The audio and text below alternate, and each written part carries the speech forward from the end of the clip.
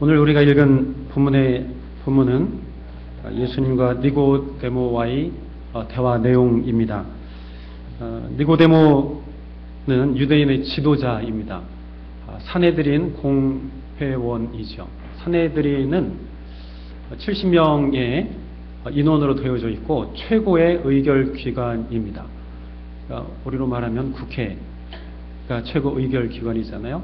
그것과 같은 역할을 하는 곳이 바로 산헤드린 공회입니다. 국민을 대표하는 사람들이죠. 그리고 좀 이름이 있는 사람들, 또 덕망이 있는 사람들, 또 굉장히 인품이 있는 사람들, 또 어떤 사람들은 어떤 힘을 가지고 있는 사람들이라고 볼 수 있습니다. 근데 여기 있는 사람들이 예수님을 증오하고 적대하고 예수님을 비판했어요. 거의 대부분이. 그런데 오늘 이 니고데모는 그들과 좀 다른 모습을 오늘 본문에서 우리는 살펴볼 수 있습니다. 또한 요한복음에서도 이러한 모습을 우리가 볼 수 있는데요. 대제사장들과 바리새인들이 예수님을 체포하려고 했습니다. 그러자 요한복음 7장 51절에 이렇게 말합니다. 우리 율법은 사람의 말을 듣고 그 행한 것을 알기 전에 심판하느냐? 이렇게 이야기를 하는 겁니다. 이 사람이요, 굉장히 덕망 있는 사람이고 함께 예수님을 비판해야 할 사람들인데 예수님을 잡으려고 하니까 왜 그 사람을 아무 이유도 없이 잡습니까? 그렇게 이야기하는 거죠. 예수님에 대해서 굉장히 호감을 가지고 있습니다. 예수님이 십자가에서 처형되시고 아리마대 요셉의 무덤에 묻혔을 때도 니고데모는 그곳에 왔습니다. 시체를 바를 기름을 가지고 왔지요. 요한복음 19장 39절에 보니까 일찍이 예수께 밤에 찾아왔던 니고데모는 모략과 침향 섞은 것을 100리트라 약 327g쯤 가지고 온지라. 이 사람은요, 다른 사람들과 달리 다른 공회원들과는 다르게 예수님이 돌아가셨을 때에 그의 시체에 바를 기름을, 값비싼 기름을 가지고 왔다라는 거죠. 그래서 이 니고데모는 다른 사람과 좀 다른 그러한 모습을 보였던 것을 우리는 볼 수 있습니다. 이 사람이 왜 그랬는지 잘 모르겠어요. 예수님께 영향을 받았는지, 아니면 예수님을 어떻게 하려고 했는지, 아니면 속이려고 했는지, 우리는 알 수 없지만 좀 다른 사람들과는 좀 특별한 사람인 것은 분명합니다. 그런데 니고데모가 중요한 게 아니라 오늘 예수님과 대화한 내용이 중요합니다. 니고데모가 오늘날 밤 예수님을 찾아왔습니다. 그리고 예수님께 질문합니다. 본문 2절에 랍비요, 우리가 당신은 하나님께로부터 오시는 선생인 줄 아나이다.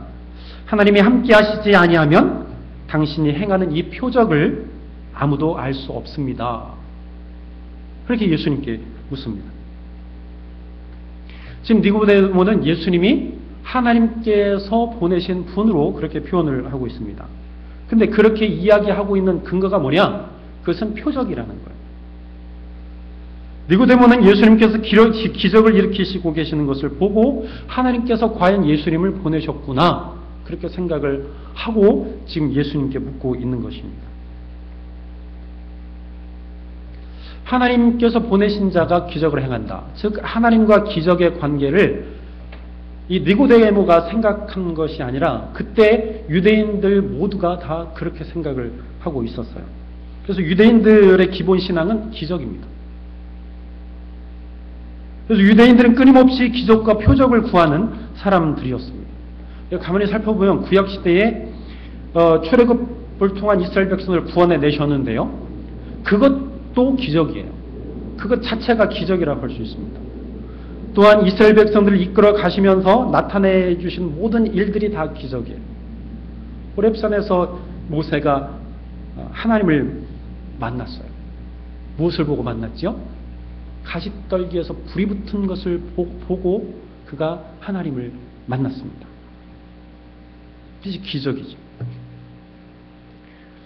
바로에게 가기 전에 하나님은 모세의 손을 문둥병으로 만들어 주셨어요.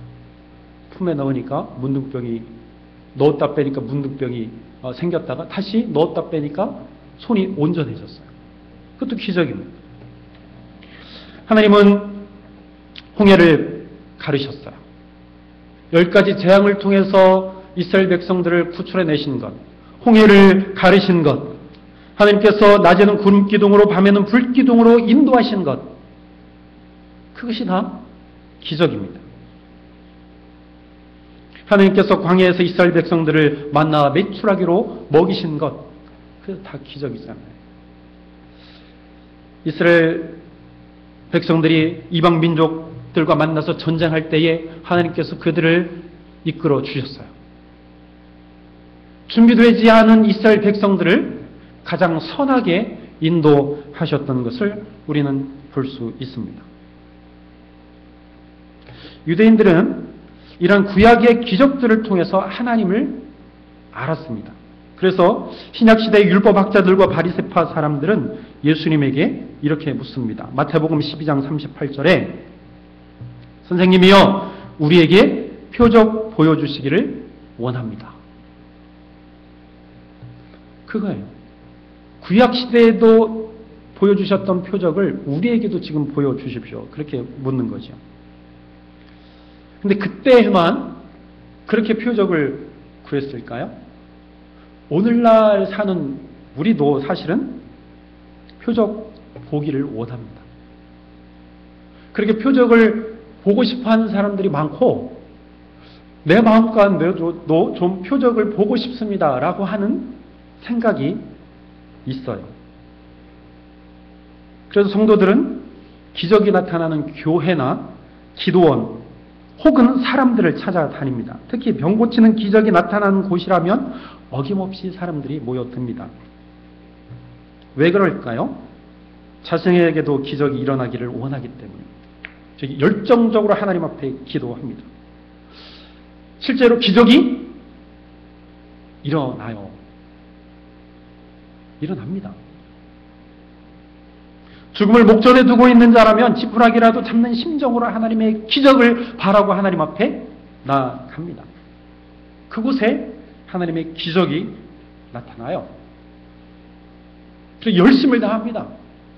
모든 것들을 제쳐놓고 열심히 하나님 앞에 매달려요.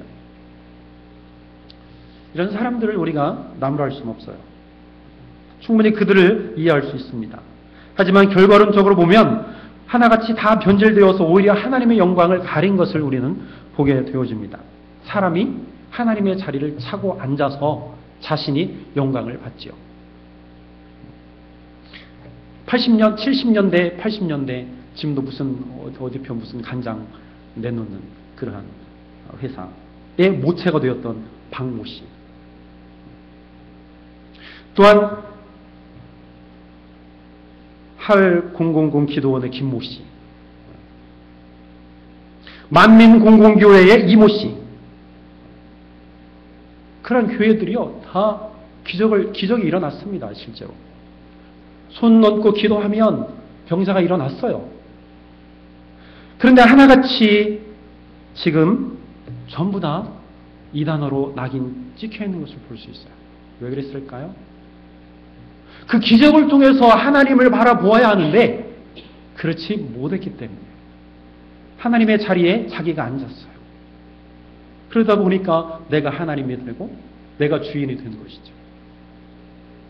그래서 내 생각을 말하고 내 교리를 말하게 되고 천사가 나를 보호한다고 설교하고 하나님을 온전히 바라보지 못했어요. 사람들이 기적을 요구하는 이유가 있는데요. 그것은 사람들이 하나님을 어떤 현상으로 보기를 원하기 때문입니다. 그래요. 현상. 이러한 신앙을 우리가 잘못했다라고 말할 수는 없지만 그렇다고 그것을 우리가 긍정하기에도 바른 신앙이 아니라는 거예요. 그래서 예수님은 표적을 보여달라는 바리새인들의 요청에 대해서 이렇게 대답하십니다. 마태복음 12장 39절에 악하고 음란한 세대가 표적을 구하나 요나의 표적밖에는 보일 표적이 없다. 여기 예수님께서 말씀하셨어요. 예수님을 믿는다는 것은 어떠한 감각적인 방식으로 확인되는 것이 아니라는 거예요. 우리가 생각하는 것과는 다른 차원이라는 것을 예수님께서 그렇게 말씀해 주고 있어요. 그래서 저는 생각해 보았습니다. 구약에 있는 많은 물건들이 있는데 지금까지 남아있는 것들이 무엇인가 생각해 보니까 하나도 없어요. 법궤 남아있습니까? 법궤 없어요. 모세 지팡이 남아있나요? 없습니다. 법궤 안에 있는 세 가지 돌판, 지팡이, 만나 남아있나요? 남아있지 않습니다. 이스라엘 백성들이 하나님 앞에 범죄해서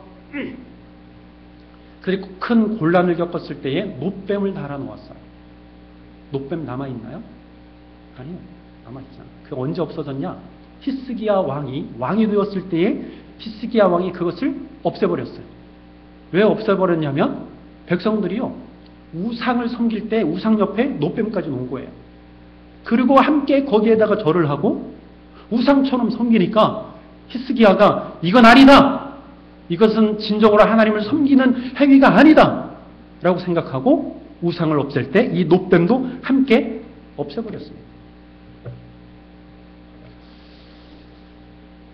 하나님이 그렇게 하신 것 같아요. 하나님이 구약에 있는 모든 것들을 다 없애신 것 같아요. 여러분 예수님의 무덤이 남아있습니까? 아니요. 예수님의 수의가 남아있습니까? 아니요. 얼마 전에 예수님의 수의를 발견했습니다라고 매스컴에 올라온 것을 봤어요. 그래서 아주 기가 막히게 아주 최고의 그 기계로 촬영을 해놓고 그 형상을 다 이렇게 만들어놨어요. 그럴듯해 보입니다. 진짜일 수도 있어요. 근데 그게 진짜이면 어떻고 가짜이면 어때요? 그것이 중요한 것이 아니라는 거예요. 그래서 구약이나 신약 시대에 있었던 하나님의 선물들 지금 남아있는 것이 하나도 없다라고 하는 것은 오히려 우리에게 다행인지도 모르겠어요. 우리의 사람들의 심성은 꼭 무엇인가를 만들기를 원해요. 어떤 대상을 만들기를 원해요. 기적을 원하고 표적을 원하는 것처럼 만약에 이런 것 중에 하나가 남아있다면 아마 세상의 모든 사람들이 그걸 보려고 아마 모여들 거예요.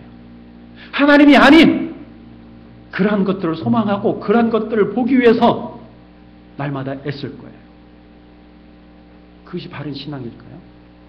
그렇지 않을 겁니다. 저는 그래서 생각해요. 하나님께서 귀한 것들이었지만 하나님께서 없애주셨다. 왜? 우리의 연약함을 아시기 때문에. 그래서 얼마나 감사한지 몰라요. 그것이 오히려 다행인 것 같아요. 또한 세상의 많은 사람들이 표적을 왜 원하느냐? 호기심 차원에서 접근하기 때문에. 가령 이런 겁니다. 기도해서 불치병이 치료되었어요. 또 어떤 사람은 망해가는 사업체에서 기도했더니 금방 사업체가 일어났어요. 사람들이 그러한 이야기를 들을 때 마음이 혹합니다. 정말 그래? 기도해서 나왔어? 기도해서 회사가 회생됐어? 그러한 신앙이, 그러한 행태가 우리는 잘못됐다라고 말할 수는 없지만 그러한 호기심 차원으로 접근하면 안 된다는 거예요. 그래서 토마스 캠피스는 이렇게 말합니다. 예수님에게 사로잡힌 사람은 당연히 이 세상에 대한 호기심을 버려야 합니다. 우리 이렇게 권면합니다. 우리 기독교 신앙은 우리가 감정적으로 또는 심리적으로 느끼는 호기심과는 전혀 다른 사실이라는 것을 우리는 알아야 한다는 사실입니다. 니고데모의 질문에 예수님은 본문 3절에 이렇게 말씀합니다. 진실로 진실로 내게 이르노니 사람이 거듭나지 아니하면 하나님 나라를 볼 수 없느니라 라고 대답하십니다. 예수님은 기적에 대해서 관심을 갖고 있는 니고데모에게 영적인 부분에 관심을 가져라. 이 말씀을 하고 계시는 거예요. 기적은 외적인 것입니다. 그러나 거듭남은 영적인 거예요. 내적인 변화입니다. 예수님은 내적 변화가 있어야 하나님 나라에 들어갈 수 있다라고 말씀하시는 거예요. 내적인 변화. 본문 6절의 말씀처럼 기적은 육적인 것이요 거듭남은 영적인 것입니다. 영적인 것에 관심을 두라는 말씀입니다. 거듭나야 하나님 나라에 들어갈 수 있습니다. 그런데 니고데모는 이게 무슨 말인지 이해를 못했습니다.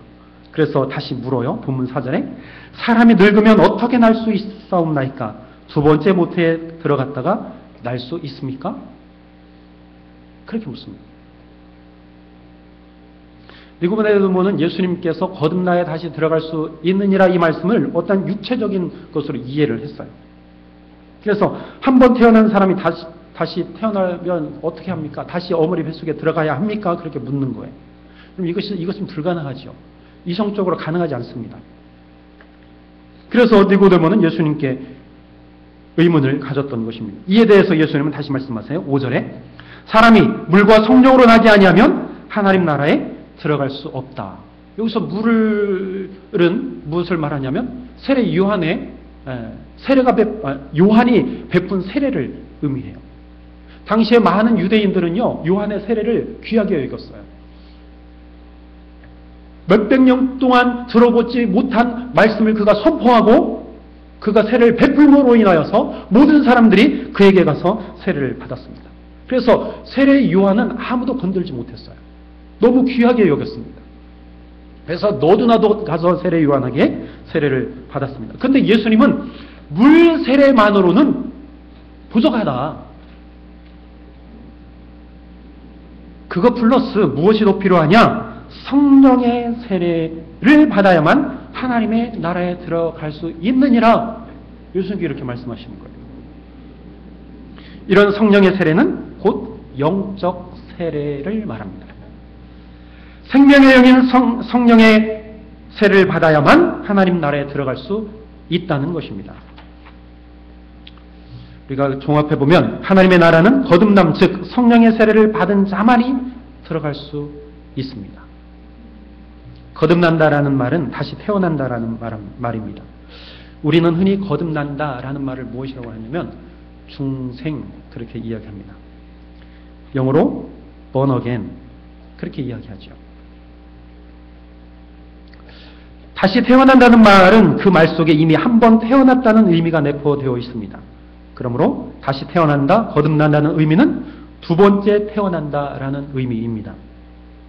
고린도후서 5장 17절 말씀처럼 거듭남이란 새로운 피조물이다 라는 말씀이에요. 사실 거듭남이라는 말은 아주 폭넓게 사용됩니다. 왜냐하면 주로 자신의 체험에 따라서 말을 사용하기 때문입니다. 예수님을 영접함에 있어서 구체적이고 극적인 경험을 거듭났다라고 말하는 경우가 많습니다. 세례를 받을 때 나는 거듭났습니다. 그렇게 얘기하는 사람도 있어요. 또 어떤 사람은 그냥 갑자기 그냥 가슴이 뜨거워져서 아니면 머리가 뜨거워져서 아니면 몸이 뜨거워져서 그것을 거듭났다라고 표현하는 사람도 있습니다. 그런데 이 뜨거운 경험이 성도마다 차이가 있어요. 그죠? 어떤 사람은 이것이 오래 가기도 합니다. 근데 어떤 사람은 굉장히 짧은 순간에 없어지기도 해요. 거듭남의 경험은 다양하게 나타납니다. 그래서 거듭난 체험을 한 사람은 그 거듭남의 체험이 굉장히 소중합니다. 그래서 간증을 해요. 난 이렇게 해서 거듭났습니다. 여러분들은 다 경험이 있으시잖아요? 어떻게 거듭났는지 경험이 다 있으세요. 없는 분들도 있어요. 그러나 그것은 문제가 되지 않습니다. 그래서 어떤 성도들은 다른 사람이 거듭남의 신앙의 그 체험을 간증하고 설명할 때에 나는 왜 저런 체험이 없을까? 그래 고민도 해요. 나에게는 왜 뜨거움이 없지? 왜 오지 않을까? 그렇게 생각하고 자신을 비관하기도 하고 자신에 대해서 걱정하기도 합니다. 사실 성도들이 체험하는 거듭남은 아주 다양해서 서로 간의 차이가 많습니다. 근데 어떤 체험이든지 그것이 좋고 나쁨을 우리가 말할 수 없어요. 이것이 좋다. 이것이 진리다. 우리가 말할 수 없어요. 그리고 우리가 함부로 이야기하고 정죄해서도 안 됩니다. 왜냐하면 분명한 것을 알아야 되기 때문에 그래요. 그것이 뭐냐면 인간의 체험이 중요한 게 아니라 그 체험케 해주시는 분이 누구냐, 그리고 그 거듭남 가운데 임재하신 분이 누구냐, 그것을 안다면 우리가 함부로 정죄할 수도 없고 함부로 판단할 수도 없다는 거예요. 임재하신 분이 바로 예수 그리스도라는 사실입니다. 거기에 근거를 두고 있다면 함부로 판단할 수 없어요. 함부로 우리의 마음 가운데 그 사람의 신앙은 잘못됐어 라고 이야기할 수 없다는 거예요. 그 사람은 왜 이렇게 열광적이냐, 그 사람은 왜 이렇게 뜨뜻미지근하냐, 우리가 이렇게 얘기할 수 없다는 거예요. 무엇이 중요하냐? 예수 그리스도의 임재하심, 그것이 중요하다는 거예요. 예수 그리스도가 거듭남의 근원이며 체험은 성도 각자의 몫이에요. 다 다르게 나타나는 것입니다. 그러므로 거듭남은 인간의 힘으로 할 수 있는 것이 아니라 오직 예수 그리스도와 연합함으로 인하여서 가능하다는 거예요. 그때에 나는 바로 새로운 피조물이 되어지는 것입니다. 예수 그리스도가 십자가에서 죽으심으로 우리가 다시 살아났습니다. 그것이 바로 거듭날 수 있는 근거가 되는 것이죠. 베드로전서 1장 3절에 보니까 그의 많으신 긍휼대로 예수 그리스도를 죽은 자 가운데서 부활하게 하심으로 말미암아 우리를 거듭나게 하사 산 소망이 있게 하시며 라고 말씀했어요. 오직 예수 그리스도만이 우리를 거듭나게 하실 수 있습니다. 그래서 그러기에 인간에게 거듭남은 인간의 능력이 아니라 뭐예요? 하나님의 은혜라는 겁니다. 우리 스스로 거듭날 수 없어요. 내가 열정적으로 기도했다고 해서 거듭나지 않습니다. 내 마음 가운데 뜨거움이 오지만 그것이 나에 의해서 이루어진 것이 아니라 누구에 의해서? 하나님의 은혜로 됐다는 거예요. 그래서 이렇게 말할 수 있어요. 나는 하나님에 의해서 받아들여졌다. 그걸 거꾸로 생각한다니까요. 많은 사람들은. 내가 열심히 신앙생활을 했기 때문에 그렇지, 내가 예수를 믿었기 때문에 그렇지가 아니고, 그렇게 생각하면 잘못입니다. 내가 예수 그리스도에게 받아들여진 거예요. 그것을 우리는 내가 거듭났다, 내가 새로운 피조물이 되었다라고 우리의 입장에서 이야기하는 겁니다. 다시 말씀드립니다. 우리는 예수 그리스도에 의해서 받아들여진 거예요. 그것이 하나님의 은혜라는 겁니다.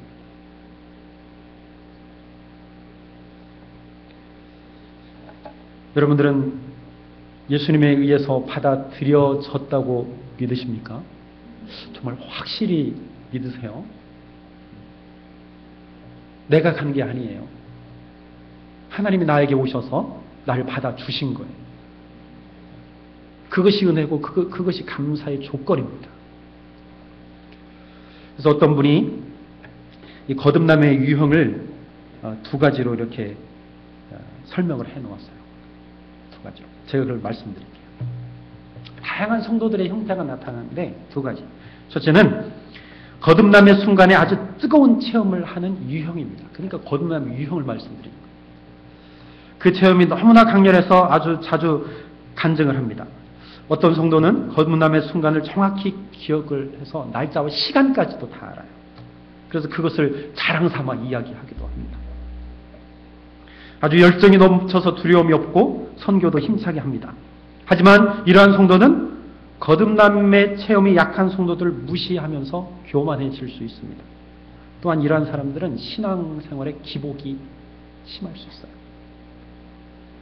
뜨거움이 식어버려서 갑자기 그의 신앙이 금방 흔들릴 수 있습니다. 그러므로 이런 유의 사람들은 조심해야 돼요. 굉장히 조심해야 돼요. 나쁜 게 아니지만, 나쁘다고 얘기하는 거 아니에요? 조심해야 된다고 말씀드립니다. 이런 분들은 신앙생활을 좀 규칙적으로 하십시오. 규칙적으로. 그래서 교회에서 예배드리고, 교회에서 무슨 성경 공부하면 꼭 나와야 돼. 열정적인 사람들은 맨날 교회에 앉아가지고 성경 공부하고 예배만 드리면 뭐해? 밖에 나가서 복음을 증거해야지. 한 영혼이 소중한데 찾아다녀야지. 그렇게 하면 안 된단 말이에요. 그것도 중요하지만 규칙적으로 생활하는 것도 중요하다는 거예요. 두 번째는 신앙생활을 했지만, 오랫동안 신앙생활을 했지만 거듭남의 체험이 아주 약하거나 스스로 인식하지 못하는 유형이에요. 이런 사람들은 주로 모태신앙인들이 많아요. 저를 비롯해서. 여기 보니까 많은 모태신앙자들이 있는데, 단적으로 얘기할게요. 뜨뜻미지근한 사람들. 라오디게아 사람들처럼 뜨뜻미지근해. 왜 뜨뜻미지근한지 여러분들 아세요? 히에라볼리라고 하는 온천이 있어요. 근데 그 온천으로부터 한 7, 8km 되는 도시로 그 물을 끌어와요. 근데 옛날에 무슨 귀한 게 있었겠습니까? 그냥 수로를 그냥 노천 수로를 쭉 파서 그 위로 물을 흐르게 하는 거예요. 그러면 그 뜨거웠던 물이 오는 중간에 다 식어지는 거예요. 뜨뜻미지근해요. 그래서 그것을 빗대서 라오디게아 성도들은 뜨뜻미지근하다 그런 거예요. 약간 좀 이 모태신앙자들이 약간 뜨뜻미지근한 부분들이 없지 않아 있습니다.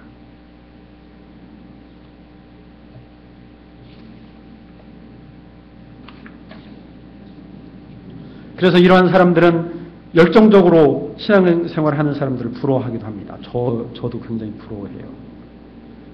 제 친구 목사가 굉장히 열심히 하는 목사가 있는데요. 이거 어떻게 저렇게 할까 싶을 정도로 엄청 열심히 합니다. 내가 저렇게 하다가는 정말 가랭이 찢어지겠다. 그렇게 생각할 때가 많이 있어요. 근데 어쩌겠습니까? 하나님께서 나를 이렇게 만들어 주셨는데 부러워할 수만은 없고, 그렇다고 해서 이런 성도들을 신앙이 없다라고 이야기할 수 없어요. 거듭남은 본인이 생각하지 못하고 인식하지 못하는 방법으로 서서히 이루어지는 경우도 있어요. 그리고 거듭남이 삶의 한 부분으로 자리하기 때문입니다. 그럴 수도 있어요. 그래서 여러분들의 자녀들이요, 좀 뜨뜻미지근한 모습을 보이면 너무 염려하지 않으셔도 돼요. 그냥 어느 순간에 딱 깨칠 때가 있어요. 그리고 그것이 자기는 표현할 수 없고 또 드러나지 않지만 그 가운데 하나님이 함께 하셔서 기독교 가정에서 잘하는데 그것이 기독교인의 삶이에요. 그냥 자기는. 그러니까 그게 거듭남인지도 모르고 그냥 그렇게 사는 거야. 그러니까 그것이 하나님의 법일 수 있고 그게 하나님의 은혜일 수가 있는데 스스로는 모르는 거죠. 그렇다고 해서 거듭남이 없다라고 이야기하고 판단하는 것도 조심해야 된다는 거예요. 근데 이러한 부류의 분들은 신앙의 확신이 약해질 수 있어요. 그래서 열정적으로 하는 사람들을 비웃거나 또 무시할 수 있어요. 밖에서 맨날 전도하면 뭐하냐. 사람들이 우리의 전도에 귀도 기울이지 않고 교회도 안 오는데 그거 맥 빠지지 않느냐. 그냥 우리끼리 여기서 열심히 기도하고 예배드리고 성경 공부하면 되지 않느냐. 그러면 많은 사람들이 그것을 보고 올 거야. 그렇게 생각한다는 거죠. 그래서 조심해야 돼요. 그러므로 이러한 분들은 마음을 좀 열어야 돼요. 그래서 새로운 시도를 자꾸 해야 됩니다. 이것도 하고 저것도 하고 참여도 하고. 그래서 열정적으로 하는 사람들의 뒤를 좀 따라가면서 좀 배워야 돼요. 이렇게 두 가지 유형으로 나누어 놓았습니다. 이것을 우리가 이것이 좋고 저것이 그르다, 저것이 옳고 이것이 그르다 이야기할 수 없습니다. 다 예수 그리스도를 나의 구세주로 고백만 하면 다 동일한 사건이에요.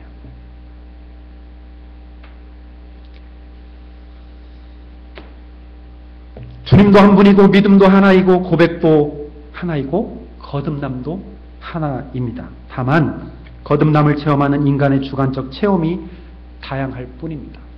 우리 교회 공동체는 이렇게 다양한 사람들이 모여서 이룬 곳, 그것이 바로 교회입니다.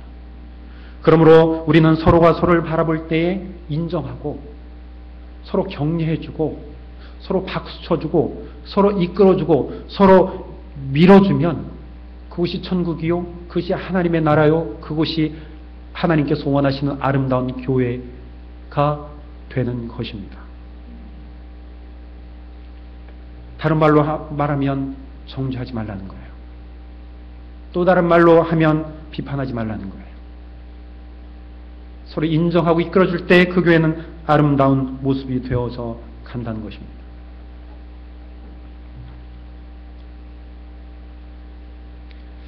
이제 거듭남에 있어서 실족의 문제가 있는데요. 다음 시간으로 살펴보도록 하십시다. 실족할 수 있느냐? 실족 안 한다, 그렇게 강조하는 분들이 있어요. 어떤 분들은 실족할 수 있다, 그렇게 보는 분들이 있어요. 그래서 교단마다 조금씩 달라요. 이야기하는 사람마다 달라요. 그러나 그것이 그렇게 중요한 건 아닙니다. 그거 가지고 옥신각신 할 필요 없어요.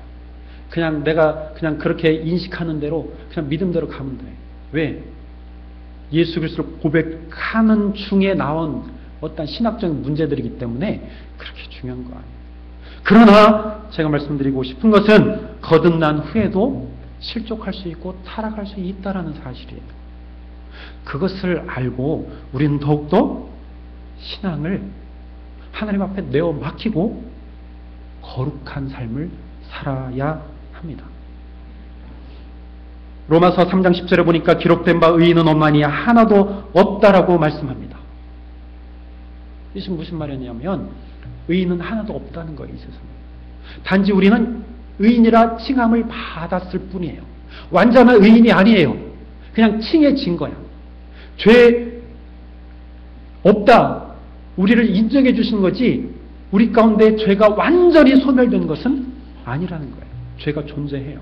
그렇기 때문에 우리는 얼마든지 죄의 노예가 될 수 있음을 알고 날마다 하나님 앞에 나아가 우리의 신앙을 하나님 앞에 드러내놓고 우리의 신앙이 성장할 수 있도록 우리는 하나님 앞에 기도해야 합니다. 그래서 루터는 이렇게 말합니다. 성도는 매일같이 새롭게 예수 그리스도를 만난다. 다시 보여주세요. 성도는, 루터는 말합니다. 맨 마지막 거. 성도는 매일같이 예수 그리스도를 만난다. 왜? 실족할 수 있기 때문에. 날마다 예수 그리스도를 만나야 돼요. 날마다 새롭게 예수 그리스도를 만나야 합니다. 사랑하는 성도 여러분, 거듭났습니까? 눈앞에 보이는 기적보다 영적인 것에 관심을 기울이십시오. 물과 성령으로 거듭나지 않으면 우리는 결단코 하나님 나라에 들어갈 수 없습니다. 거듭난 성도들이여, 여러분들의 신앙을 위해 날마다 새롭게 예수 그리스도를 만나시기를 주의 이름으로 축원합니다. 기도하겠습니다. 우리 다 같이 기도할까요? 하나님, 날마다 새롭게 예수 그리스도를 만나기를 원합니다. 날마다 새롭게 예수 그리스도를 만나기를 원합니다. 나는 얼마든지 실족할 수 있음을 깨닫습니다.